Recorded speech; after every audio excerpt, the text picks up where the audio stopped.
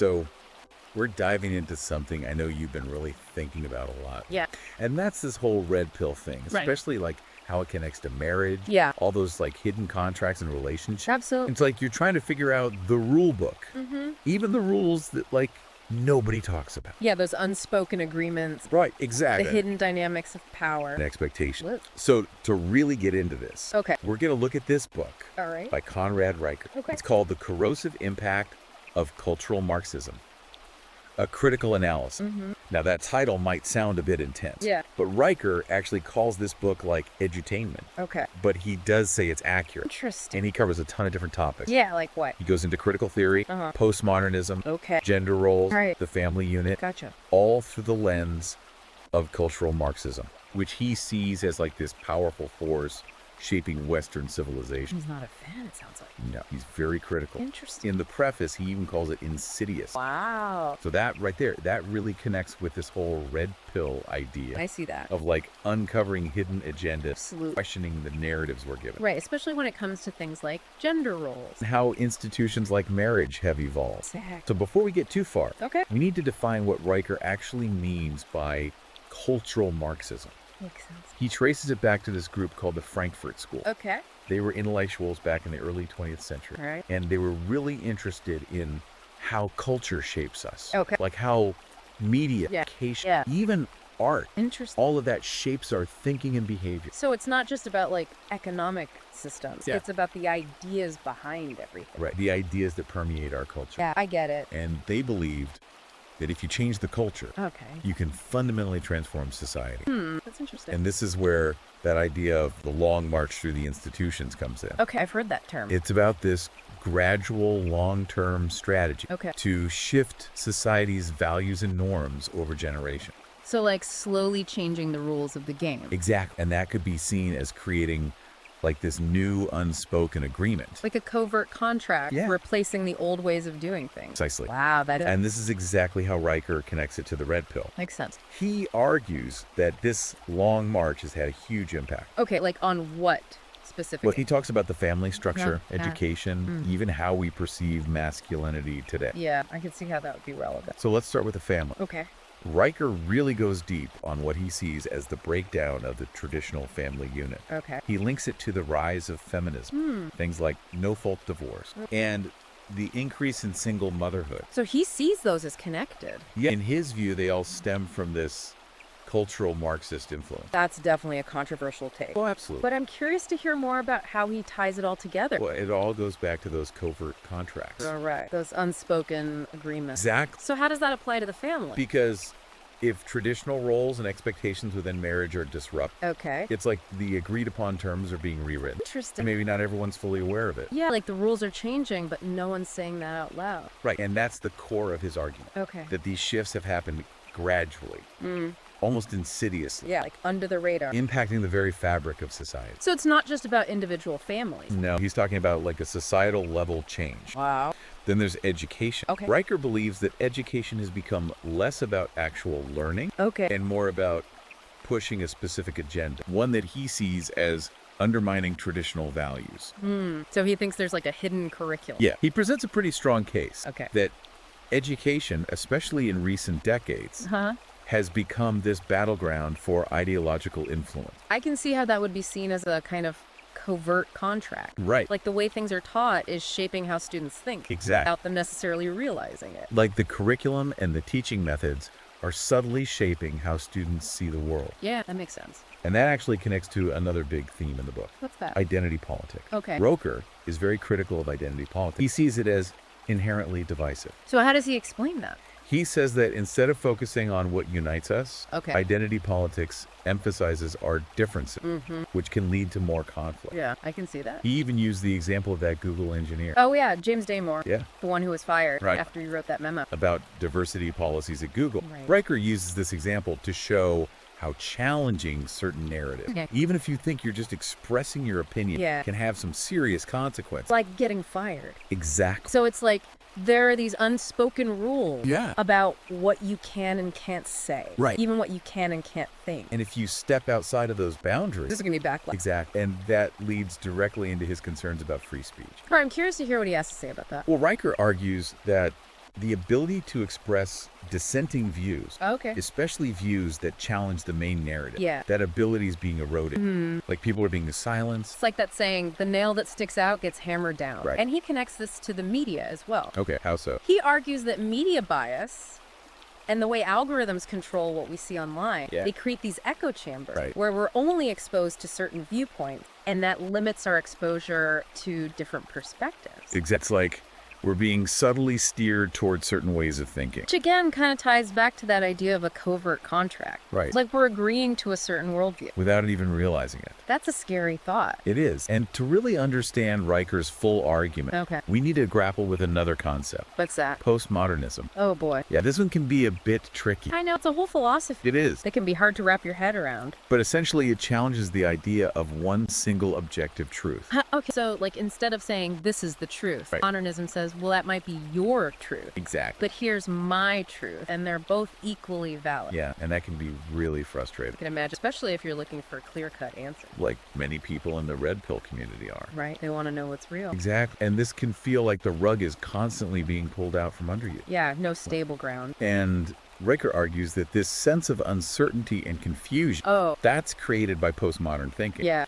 It actually plays right into the hands of cultural Marxism. So he's saying it makes people more vulnerable. Yeah, like by questioning objective truth, it becomes easier to manipulate people. Interesting. Present narratives that serve specific agendas. And he sees that as a problem. Oh, absolutely. So we've got this cultural Marxism thing, which Riker sees as this driving force behind major societal shifts, affecting everything from the family to education to free speech to how we perceive reality. That's a lot to take in. It is a lot, and we're just scratching the surface here. Right. There's so much more to unpack.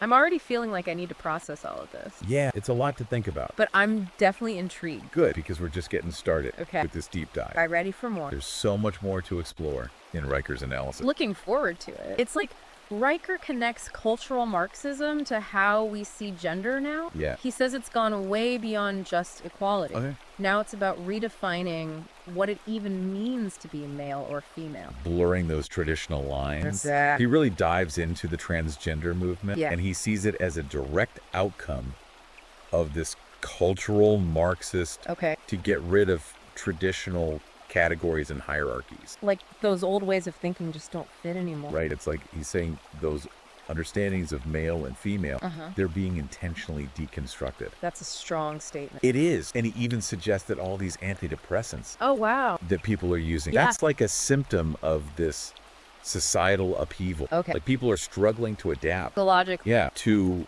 a world where the old rules don't apply anymore. I can see that. It's like this feeling of unease. Things are changing too fast. Yeah. And all those traditional anchors of identity, they're gone. So you feel lost. Right. And I can see how that connects with the red pill perspective. I can too. That feeling of being disoriented. Like the world shifted under your feet. Exactly. And Riker, he doesn't hold back on feminism either. What does he say about that? He sees it as a movement that's going off the rails. Humanizing masculinity, contributing to the breakdown of the family. And he links that back to covert contracts too. Oh yeah. He suggests that feminism has basically rewritten the contract. Between men and women. Exactly. And not always for the better for both sides. That's an interesting way to look at it. Yeah, because on one hand, there's this push for equality, which is good. Yeah. But Riker argues that dismantling those traditional roles and expectations, it's led to confusion and resentment. Yeah, like the rules changed, but no one told us the new ones. Exactly. And everyone's just trying to figure it out. I think that's where his work might resonate with a lot of people, especially those in the red pill community. Because if you're feeling like the ground has shifted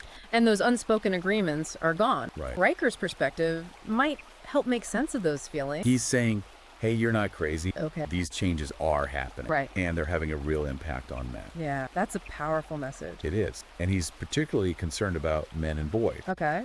He argues that they're being marginalized, even demonized in this new culture. He sees those traditional virtues of masculinity. Like what? Strength, stoicism, assertiveness. Okay. He says they're being reframed as toxic and oppressive. Wow. So it's like a complete flip. It is. And he connects this to a bunch of issues. Like what? The decline of fatherhood, the rise in male suicide rates. Okay. He argues that men are being left behind in this whole cultural shift. He brings up education too, right? Oh, yeah. He suggests that schools They're actually undermining boys' development Interesting. by promoting a feminist agenda that doesn't value their strength. Yeah, so he thinks boys are being disadvantaged. Yeah, and it's a pretty harsh assessment. I can see that. But I can also see how it would appeal to people who feel like men are being unfairly targeted. Yeah, blamed for society's problems. Right, and he even connects this to the prevalence of antidepressants. Oh, wow. Suggesting it's not just individual factors. But like a societal problem. Yeah, a sense of unease stemming from all these changes. That's a pretty big claim. It is. So we've talked about how Riker sees these shifts impacting families, education, masculinity. Yeah. But he also makes this really important point. What's that? About how ideologies actually work. Okay. He says they operate on a subconscious level. We don't even realize they're affecting us. Exactly. It's like that analogy of the fish not knowing it's in water. Right. Riker says that cultural Marxism is so powerful because it shapes our thoughts and beliefs. Without us even knowing it. Exactly. That's a scary thought. It's about becoming aware of those underlying currents, those unspoken assumptions that shape how we see the world. So it's like waking up from a dream and realizing the world isn't what you thought it was. Exactly. And that can be both empowering and unsettling. How so? Because on one hand, you realize you have the power to choose how you respond to these forces, but it can also feel like you're fighting an uphill battle. Against these really ingrained ideas. Right. It's like you've seen the Matrix. You know what's going on. But now you have to figure out what to do about it. That's a tough spot to be in. And that's where Riker's call to action comes in. Okay. What does he say we should do? He doesn't want us to just sit back and watch. Right. He wants us to actively push back. Against cultural Marxism. Yeah. He wants us to fight against what he sees as its harmful influence. So what does that look like? He encourages his readers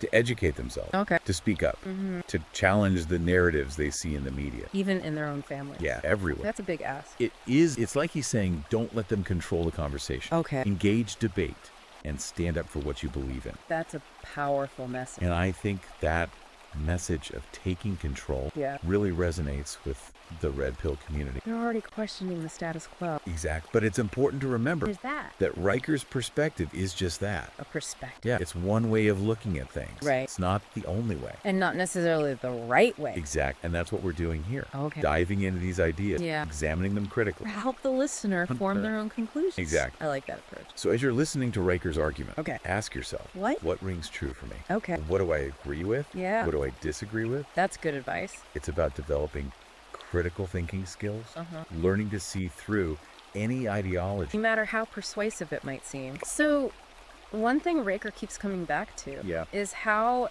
this cultural Marxism is affecting how we all get along. Social cohesion. Right. Like he's saying it's actually getting harder to connect with each other, to find like a shared purpose. Because of all this. Exactly. Like we're being pulled apart. Instead of brought together. Right. And he thinks it's because we're focusing so much on identity politics. Yeah, it's us versus them all the time. Right. And it's definitely a bleak picture. It is. But I can see why some people would relate to that. Yeah, especially in the red pill community. Where there's that feeling of alienation. Right, like society's falling apart. Exactly. And Riker points to how polarized we are now. Everyone's on one side or the other. And it's like this constant battle. It's like we can't even agree on the basics anymore. It's like all those unspoken agreements. Covert contracts. Yeah, the things that used to hold us together. Gone. And now it's just suspicion and division. It's a scary thought. It is. And Riker thinks it's deliberate. What do you mean? He says cultural Marxism needs conflict. To survive. To thrive. Yeah, because it's easier to control people. When they're fighting each other. Exactly. Divided, we fall. It's like he's saying our differences are being used against us. To keep us at each other's throats. And he's especially worried about men. Yeah. What does he say? He says men are being told their roles don't matter anymore. Like they're not needed. Right. And that masculinity itself is toxic. Which, for someone who believes in the red pill, that just confirms their suspicion. That there's a plan to get rid of masculinity. Exactly. And Riker suggests that this feeling of alienation, it contributes to all these problems. Like what? The rising male suicide rates. Oh, wow. The decline in men going to college. Okay. Men dropping out of the workforce. He's painting a pretty bleak picture. He is. It's like men are being told they're expendable. And that can lead to hopelessness. Right. And he says this message is everywhere. Like where? In the media, education, culture. Constant attack. Yeah, it's chipping away at men's sense of purpose. And their place in society. So if Riker's right, and this cultural Marxism is really controlling everything, what can we do about it? That's the big question. There's no way out. Well, Riker has a few suggestions. Okay, I'm listening. First, he says education is crucial. Like, we need to understand how this ideology works. How it affects us. Right, how it influences our thoughts and beliefs. Even when we don't realize it. Exactly. It's about exposing those covert contracts. Right. Becoming aware of those unspoken agreements. They control our world. Yeah. Because once you understand how something works, You can fight it. exactly, you're not just blindly reacting. And he can control. And he also says we need to be more critical Of what? of the information we're consuming. Okay, like the news. Yeah, the media in general. So question everything. Question the narrative. And look for other viewpoints. Yeah, don't just accept what you're being told. Think for yourself. Exactly. Do your own research. Break free from those echo chambers. It's about taking control of your own information. Don't be a passive consumer. Be an active participant. I like that. And finally, Riker says, Yeah. we need to get back to those traditional values. The ones that have been lost. Right, the ones he thinks cultural Marxism has undermined. So like what? Things like family, Okay. faith, hard work, All right. personal responsibility. The basics. Yeah, the values he believes built a strong society. So even though Riker's book, Yeah. it's pretty intense. It is. And some might say controversial. Definitely. It does make you think It really does. about what's happening in the world And the choices we have. as individuals. Exactly. And whether you agree with him or not, Yeah. it's a book that makes you question things. It challenges you to see the world differently. To think about the changes happening around us. And whether those changes are good or bad. That's a really important question. It's a call to awareness. Okay. A call to action And a call to take back our power. as individuals. I like that. And if you're interested in learning more, Yeah. you can find Riker's book, Okay. What's it called again? The Corrosive Impact of Cultural Marxism, a critical analysis. Okay. It's on Amazon Kindle All right. and Google Play Books. I'll check it out. So as we wrap up this deep dive, Okay. what are your main takeaways? That's a good question. What really resonated with you? Yeah. What challenged your thinking? I think. How does all this connect with your own experience? Yeah. Especially the things that led you to the red pill. Because that's what these deep dives are all about. Exactly. To get you thinking To critically. give you the tools to navigate this crazy world. We're not here to tell you what to believe. Right. We're here to help you figure it out for yourself. And that's something no one can take away from you. Your ability to think for yourself. Exactly. So until next time, Okay. keep questioning Keep exploring. and keep diving deep.